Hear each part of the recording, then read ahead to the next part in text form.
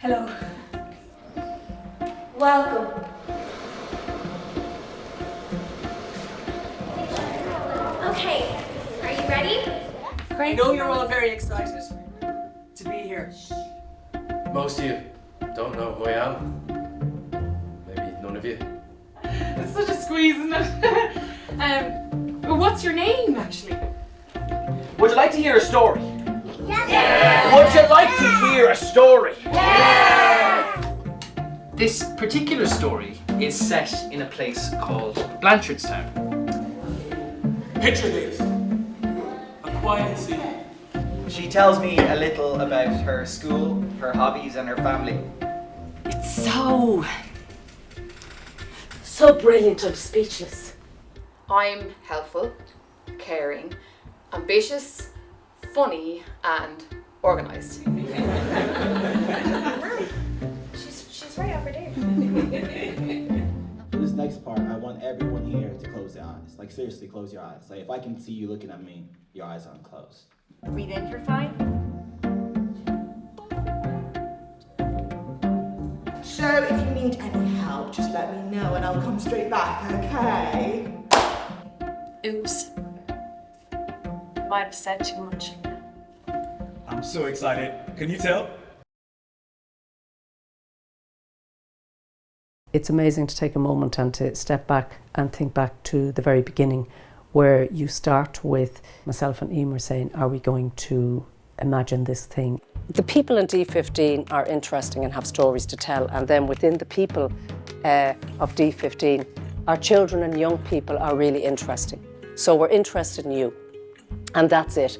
So this project is all about telling your stories. So my job really is to take care of who are the people, who are the stories that we want to tell, what are the stories, and we're telling them by matching you up with people who tell stories for their living. So then starts a whole process, which really is 18 months of work of finding our hosts, our 23 children and young people from 6 weeks to 22 as it happens. So it's looking at lists, all the secondary schools, all the third level education, all the secondary schools, all the primary schools, all the junior schools, all the creche facilities, and say, how many can we have?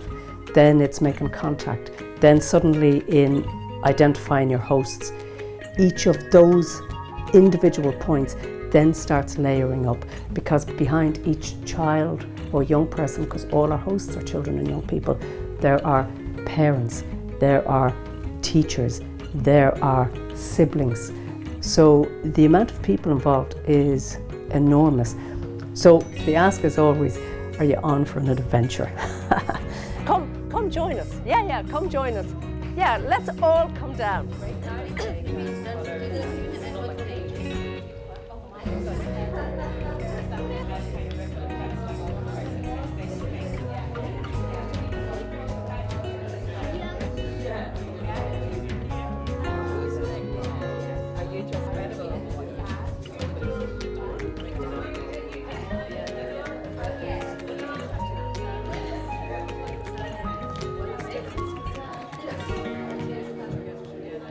Alongside all of that, at the same time, you start saying, who do we need? Well, we need artists. Yeah, I mean, because Veronica asked me, and really was like, oh, I don't know. I think we're all a bit intimidated. I know that's a terrible thing to say, but I think we're all a bit intimidated by young people and their maybe honesty sometimes. I love the ambiguity, like I love that I don't know who I'm going to be partnered up with. I don't have any idea what I'm gonna make now, and that's exciting to me. I am terrified by 9-year-olds and 13-year-olds. No, I don't know yet who I'm going to be working with, and that's the exciting bit, because you'll be told who that is at a later stage, but it won't be too long before you have to write something for that person. Now, there's something in that experience that is really very special, which is you won't spend all year thinking about it. You meet the person, you get to know the person, and it's the spontaneity of that engagement and that interaction with the person. And I suppose you're going with your gut, you're going with intuition, and you write something. But what excites me about it is actually that thing of we don't know what's going to happen. We we don't know each other as artists, or we do from different contexts, but we don't know each other as a kind of a group identity. And we have this week to get to know each other, which is a real privilege. You see names on a piece of paper, but then to see all the artists in a room together, it's really exciting, and it really speaks to how large this project is and hopefully how impactful it is as well. So this first week has been about unlocking unlocking what it is to write or to create for a younger audience or with a younger audience. We've had some incredible people come in and speak to us, and we've done some brilliant exercises, which I feel like now everybody's really excited and maybe also a bit terrified. We talked a bit about being at eye level to the audience. Just because it's for children, you don't have to change the way you talk, the way you show them which story you can tell, because it's actually being at eye level with yourself. And you don't bow down because it's also for children, but knowing that we don't have the same life experiences, but we do have the same emotions and disasters in our lives. All this we know even if we are 7 or we are 70.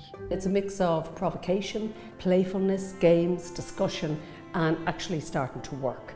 And of course, the other thing we've been doing is we've been looking at, if you like, the foundation that underpins Nest, and that is, it's a project that lines up with the decade of centenaries.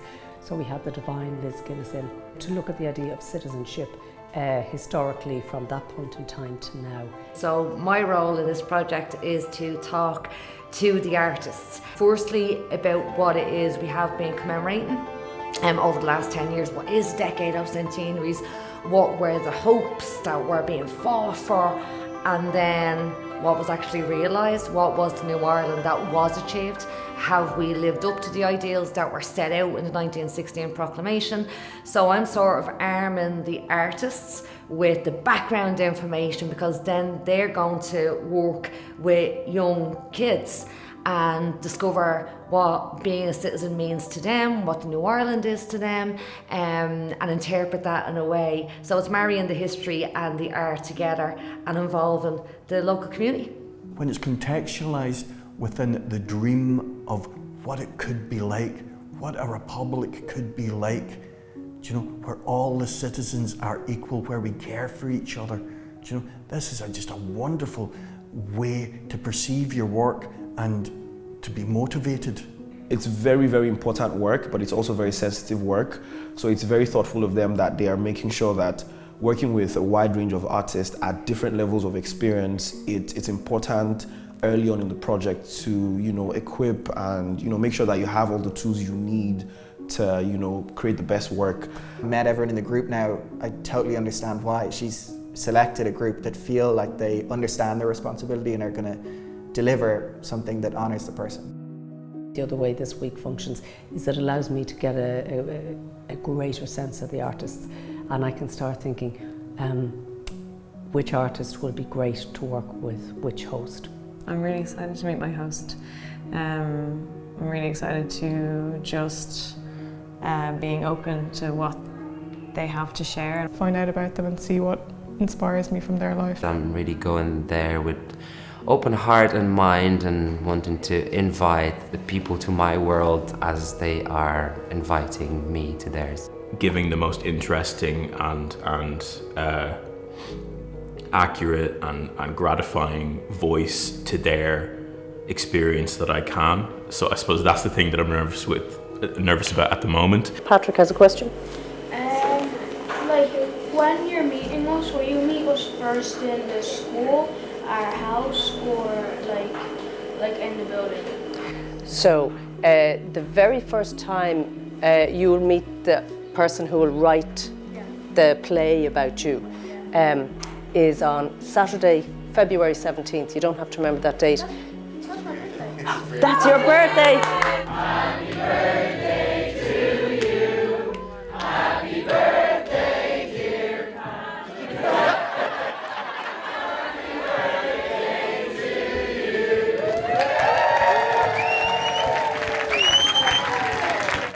you! Nest actually happens over 4 weeks, but nest, as in the little egg, the little roundy bit, happens over 2 weeks.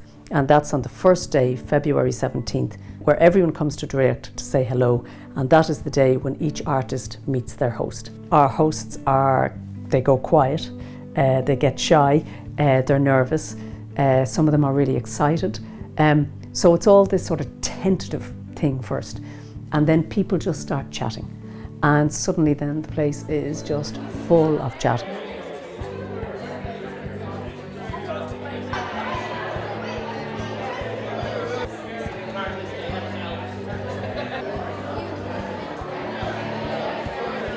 So alongside Nest, Sharon Murphy, who is the visual art curator here, has curated an exhibition of portraits of our hosts. Draíocht did a survey recently with young people, asking them about their engagement or what they'd like to see and so on. And the big thing back was, we want to see ourselves on the walls and we want to see ourselves in the theatres.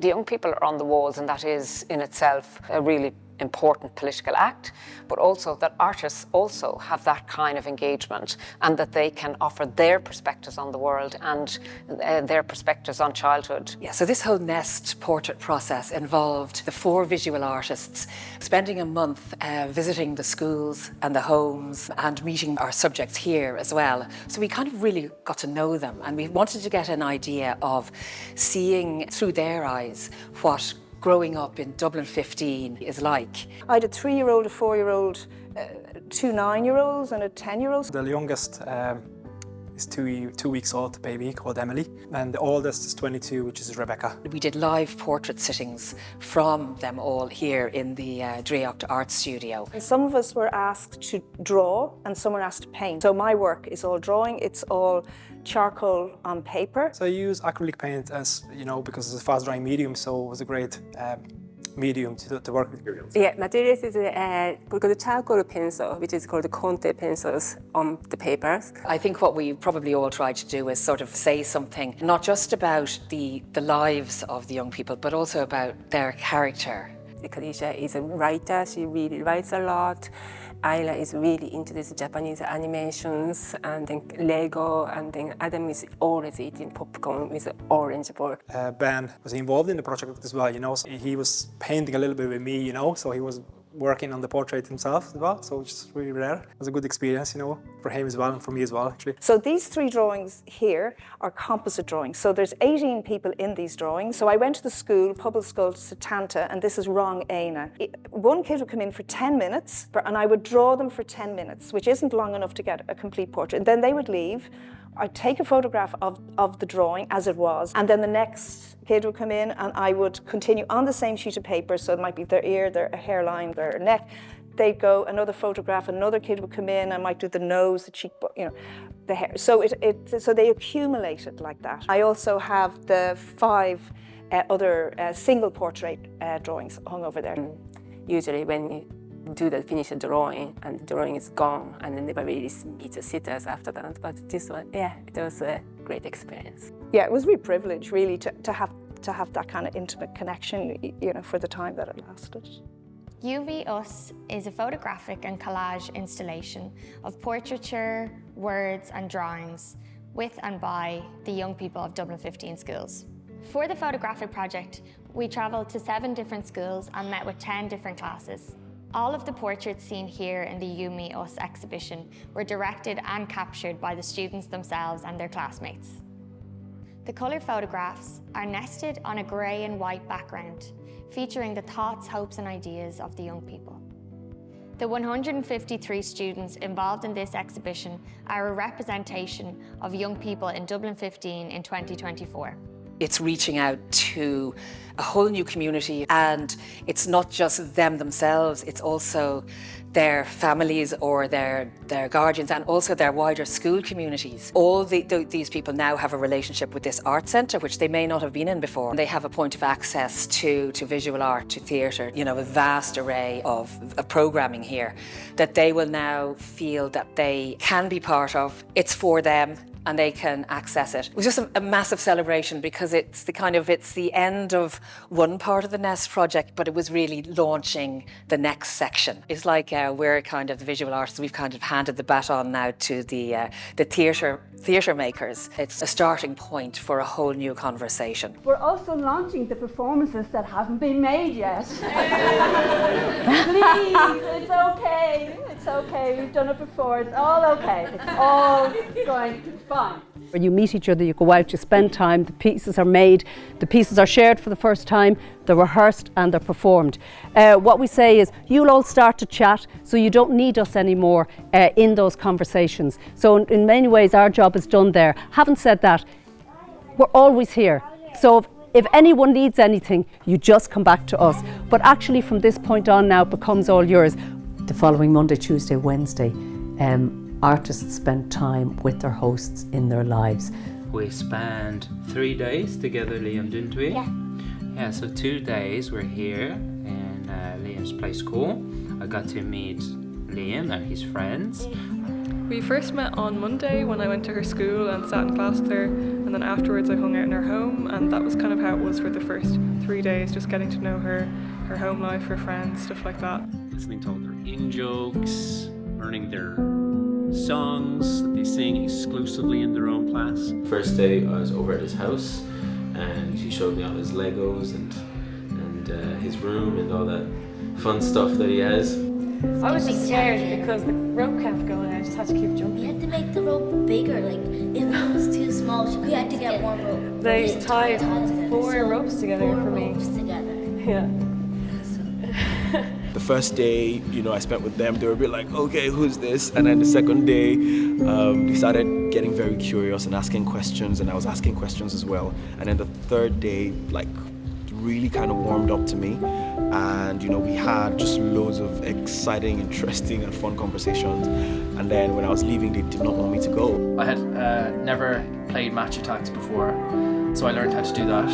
And I learned how to take penalty shootouts. It was kind of weird being back in fourth class. Yeah, it was strange. Meeting Neelis here in the gallery and then going to house the most valuable in terms of finding out the kind of inner life of him or his family rather than being at school so much, because there's kind of so much going on at school. It was kind of very football focused. It wasn't a lot of talking, it was a lot of just kind of watching and waiting for him to be done.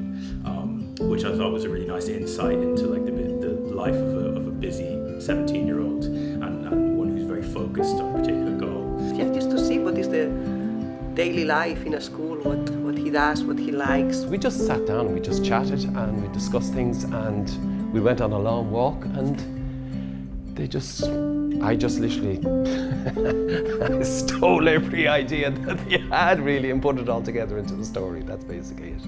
Yeah, we were reading books, playing with dinosaurs. What else did we do? You just make the boogie. I made the boogie? Yeah. And then on the Thursday, Friday, the artists write, so they have 2 days to write a 20-minute piece. So some people you don't see because they go to their own place. Whole pile of people like somewhere to go to. So actually the building was great. You wouldn't know it. You'd walk into the foyer and say, it's very calm. But in dressing rooms and the green room and the rehearsal space, there were people all over the building in little workstations working away, and you just see them every so often emerge for coffee. And depending on how it was going, they either looked delighted with themselves and relaxed and ready for a chat, or they looked slightly horrified. I found the experience really moving, actually. I learned how to see the world through the eyes of a 5-year-old, and that was a really special experience.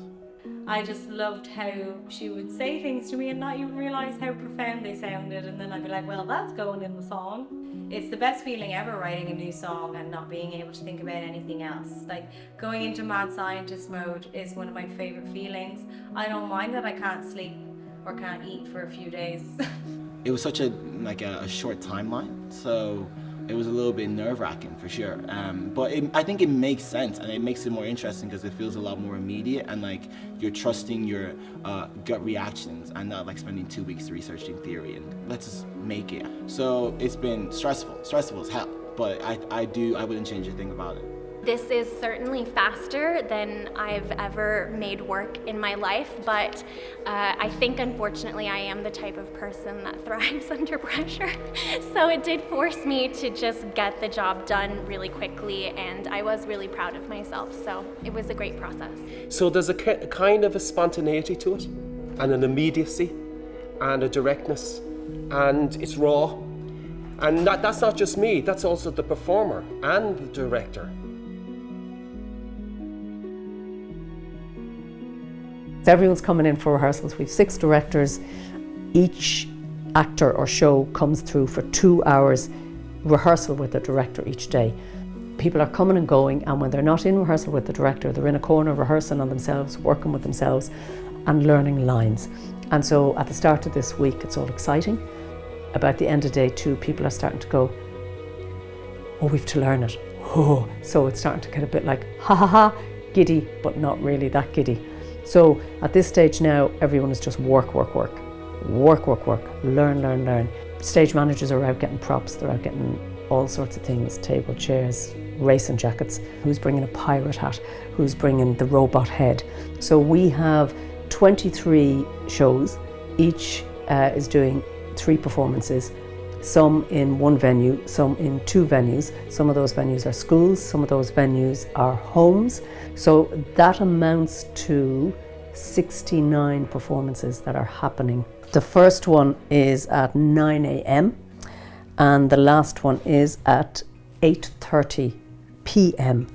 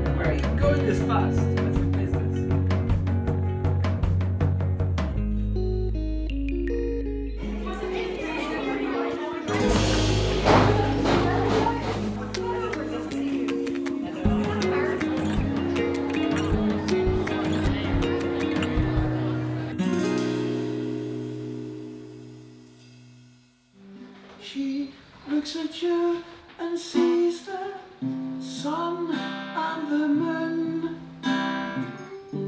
She's gonna tell you all about it someday soon. She's gonna say,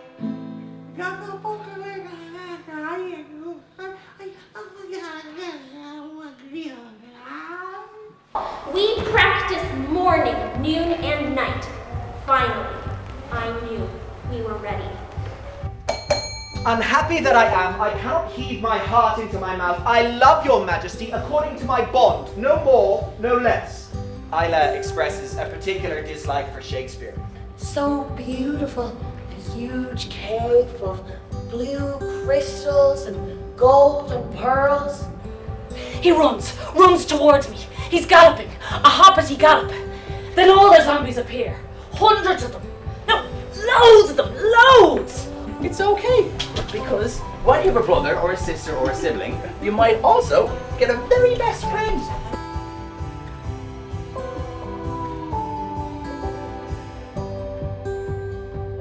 I can see all there is to you. When I see you play, it's all clear to me, clear as day. I can see your soul. Okay, hold on a minute. Now, I've faced this problem before. Okay, Rookie. I need to find your manual. All right. I want to sit in the light of that look again. I want to be not just seen once, but consistently seen over and over again.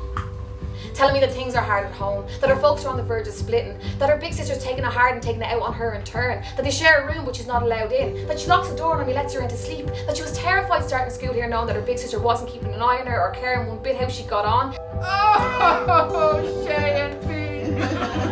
Oh, what am I going to do? I have to get to Rio de Janeiro by midnight, or else... You painted a canvas blue and it's not even a nice shade of blue. You didn't even use different shades. You just put more water in the paint to make it look like you used different shades. And it's just blue! But my favourite painting is of this glorious peregrine falcon. It flies low over the lake, and its image is split in two. And in that moment, it belongs to both the sky and the water. It's in two places, here and there.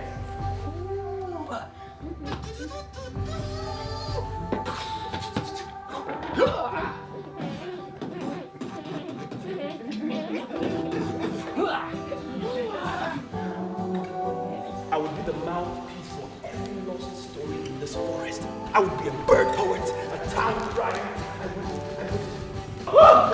Mr. Roberts, are you okay? And he runs out of the classroom and he's just like slamming on all the doors. Everybody out of the classroom! You gotta come see this! Everyone's gotta go see this! I'm like, guys! Me and Ruby get crowd surfed the whole way to the main hall and the whole school is there. Responsible for the failure of this entire launch. I spent 2 days working on this. Right, Ruby's pleased with himself. We're going on. Dave struck up a conversation with an artist, a musician and a designer who, dressed as spies and eating hot dogs, are staging some sort of a protest at the entrance. Ozzy and Niall are quizzing them about who do they think is better, Peter or Lois Griffin, Rick from Rick and Morty. I asked Jess how she makes her songs. I use a tablet that makes drum sounds. What, like a drum machine? Yes, a drum machine. I have a drum machine. I brought it in. But we'll get to that later. So, I just screamed 3 words that will stand to me forever. No, not I love you. No, not listen to me. I just screamed 3 words. My opinion matters!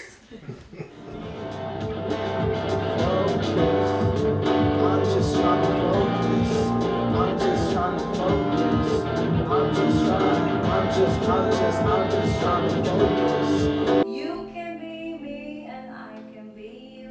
You can be me and I can be you. A little bit of kindness goes a long way. That's all I've got to really say. Because it's like one in a lifetime opportunity. This won't happen in another billion years. Just surreal finally seeing it all coming together. It made us feel like, I don't know, like kind of special. That we were like, yeah, it was about us. It was about us. I felt good. People use my ideas. It makes me proud of myself. It feels great because, yeah, it feels great and I feel very important. It's great. It was really fun. Yeah, really, like, different to what we usually do in school. Yeah, and I got to know like my other classmates and everything more, and yeah. Yeah, someone said that in the letter, and I was like, yeah, you're actually right.